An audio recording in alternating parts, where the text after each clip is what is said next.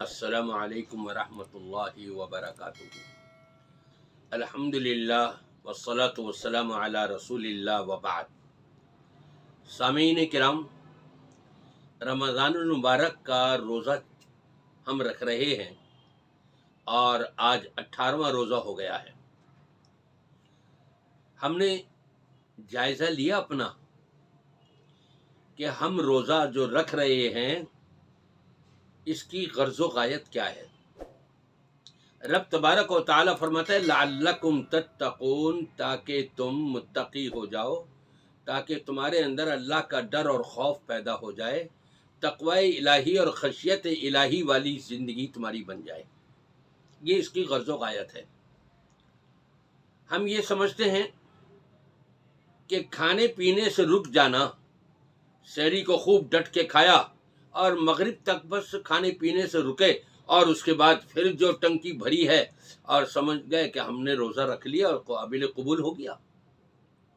روزہ آنکھوں کا بھی ہوتا ہے، روزہ کانوں کا بھی ہوتا ہے، روزہ زبان کا بھی ہوتا ہے، روزہ دل کا بھی ہوتا ہے، پورے جسم کے اعضاء، روزہ ہاتھوں کا بھی ہے، پیروں کا بھی ہے، پورے جسم کے اعضاء کا روزہ ہے۔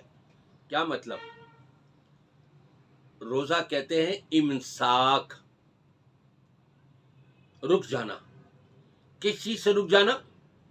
اپنی زبان سے جھوٹ بولنے سے رک جانا۔ مال بیچتے ہوئے 100 کا مال 150 200 میں بیچا جا رہا ہے اور قسمیں کھا کھا کے بتایا جا رہا ہے کہ جی یہ تو کاسٹ ٹو کاسٹ دے رہے ہیں ہم آپ کو، آخر وقت ہے اس لیے دے رہے ہیں، حالانکہ اس کو بہت منافع مل رہا ہے۔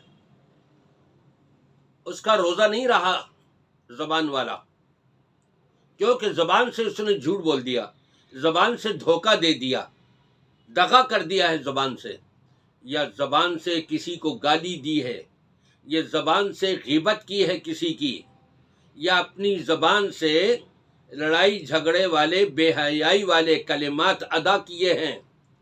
روزہ کہاں رہا؟ اس میں تو سوراخ ہوتے چلے گئے۔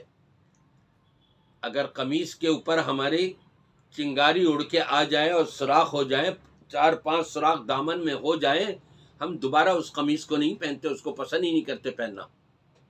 تو ایسا روزہ کہ جو ہمارے ان غلط کرتوتوں کی وجہ سے، غلط زبان استعمال کرنے کی وجہ سے ہمارے روزے میں سوراخ ہوتے چلے جائیں، اللہ کو یہ روزہ کیسے محبوب ہوگا، کیسے پسند ہوگا۔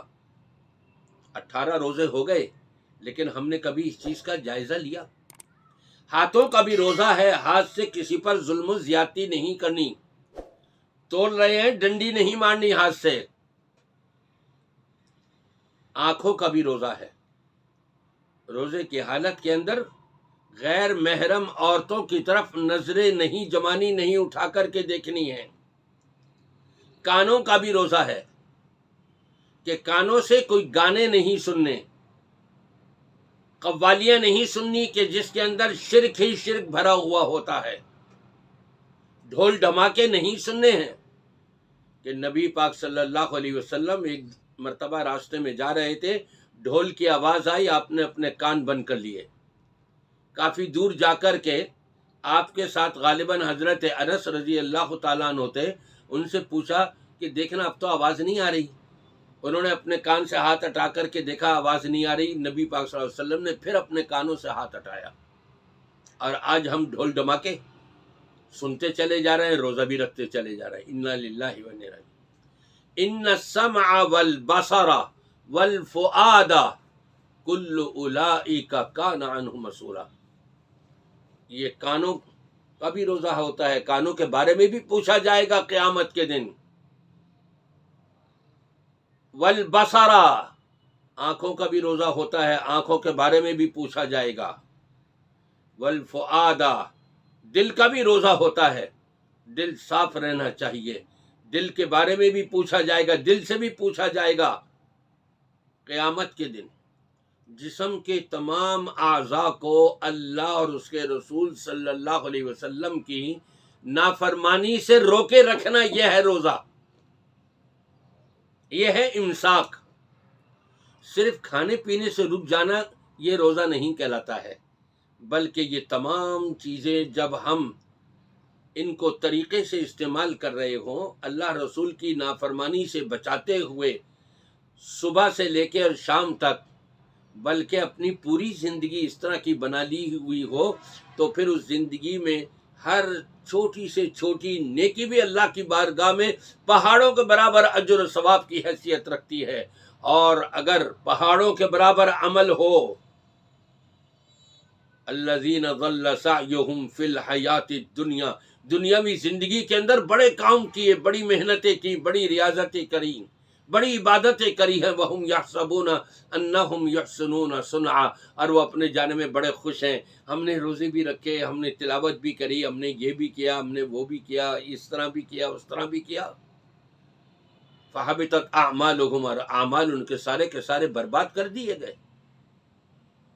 اصل روزہ ہے یہی کہ ہم اللہ کی اور اس کے رسول صلی اللہ علیہ وسلم کی معصیت اور نافرمانی سے ڈیڑھ بالش کے اوپر کھڑے ہونے والے اس چھوٹے سے جسم کو اس کی نافرمانی سے محفوظ کر لیں۔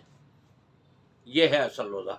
میری دعا ہے کہ اللہ تعالی ہم سب کو اپنے روزے کی حفاظت کرنے کی توفیق عطا فرمائے۔